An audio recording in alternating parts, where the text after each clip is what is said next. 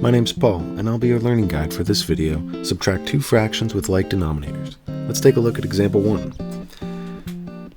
We have 28 over 9 minus 14 over 9. Well, we know when we have fractions and we're trying to add or subtract, that should be a 9, we want them to have the same denominator. That's the number in the bottom. And when this is true, we can just combine the numerators into one single fraction and simply subtract in the numerator while keeping the denominator the same. So the final answer, for example, for part 1 in example 1 is 14 over 9.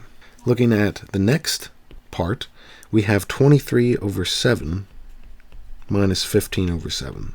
Again, when we add or subtract, we want the denominators to be the same, but that job is already done for us here.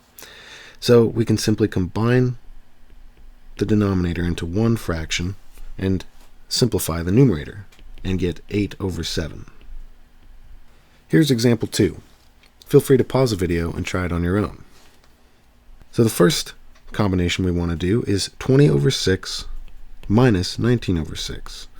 Since our denominators are already the same, we can simply combine it into a single fraction and simplify the numerator to get 1 over 6.